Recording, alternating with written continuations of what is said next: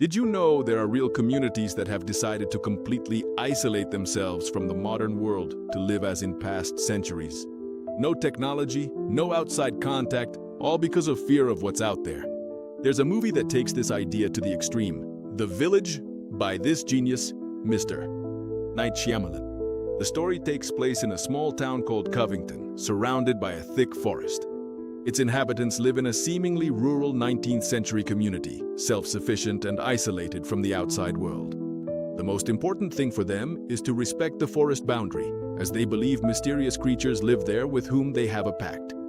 They don't cross into the town, and in exchange, humans must not enter the forest. This ancestral fear governs every aspect of their lives. They dress in old-fashioned clothes, there's no electricity or technology, and they live by strict rules imposed by the elders. One of the town's young men, Lucius Hunt, begins to question that invisible barrier. After the death of several villagers from medical causes that could have been treated outside, Lucius asks for permission to cross the forest and seek medicine. His request is rejected by the elders, who argue that doing so would break the pact with the creatures. However, his interest in what lies beyond does not disappear. Lucius is reserved but observant, and he begins to notice inconsistencies and secrets floating in the air. Lucius has a close relationship with Ivy, a blind young woman but with a very sharp emotional perception. She is the daughter of Edward Walker, the leader of the elders. Ivy and Lucius share a special connection, and over time they fall in love. In parallel, another young man, Noah Percy, with an intellectual disability, also shows affection for Ivy. Noah is emotionally unstable and often has erratic behaviors, but he is accepted in the community by his family, who are among the town's founders. Despite the growing fear, Lucius decides to enter the forest. He believes that whatever lives there cannot be worse than allowing people to die for lack of medical attention. However, a tragedy occurs. Noah, in a fit of jealousy upon discovering that Ivy and Lucius love each other and are going to marry, stabs Lucius severely. The act of violence shakes the community, and Lucius is left on the brink of death. The town's few natural medicines are not enough to save him. Desperate to save Lucius, Ivy begs her father to allow her to cross the forest to seek medical help. Despite the pact and the years of concealment, Edward Walker decides to entrust Ivy with the truth. The village in reality does not live in the 19th century. It is a modern community that voluntarily isolated itself from the contemporary world. Decades ago, Edward and the other elders suffered deep tragedies in their lives: murders, losses, urban violence. So they decided to form a utopian community far from society.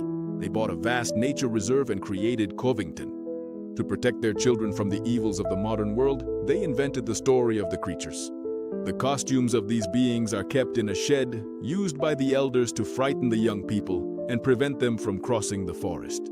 Edward is confident that Ivy, despite her blindness, will find the way and return with help. He gives her key information and sends her off accompanied by two young men.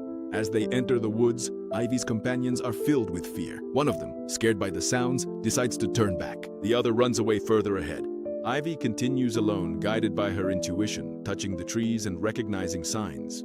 As she walks, she is attacked by one of the creatures. She flees and falls into a pit, but the creature falls too and dies.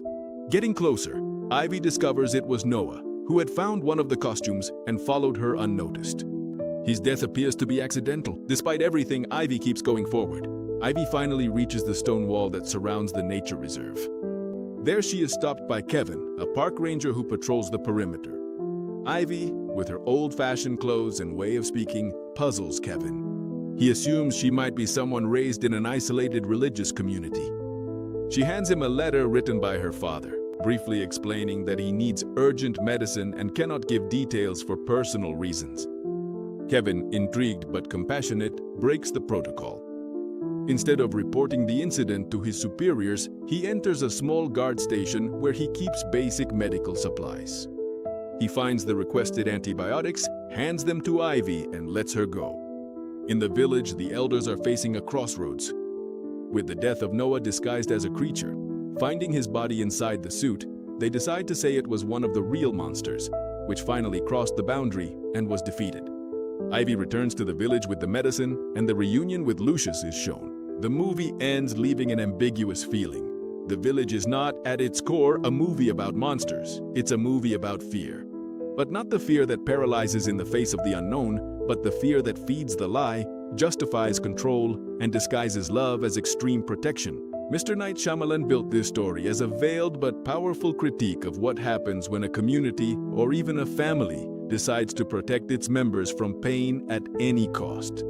The village elders are not evil. They are people broken by trauma, by violence, by the losses they suffered in the real world.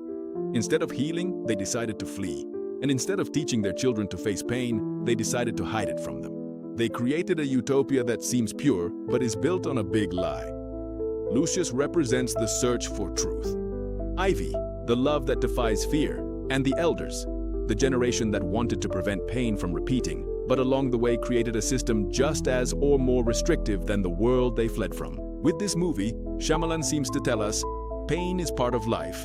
You can't hide from it forever. And creating a world based on fear, even if it's born out of love, will always have consequences. Furthermore, the village speaks of how the stories we are told, or that we tell ourselves, can become real if we believe them strongly enough. Young people believe in monsters because adults taught them to, but that doesn't mean that monsters actually exist.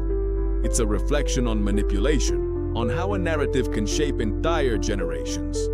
In a more current sense, the film can also be read as a critique of ideological bubbles, of closed groups that prefer to live in their version of the world and reject everything that comes from outside. It's a warning about the price of isolation, about the limits of protection, and about the danger of a community that decides to never look beyond its borders. In the end, the village doesn't leave us with a clear answer. It leaves us with an uncomfortable question. Is it valid to lie to protect those we love? Is it more noble to preserve innocence or to teach how to live with the truth, however painful it may be?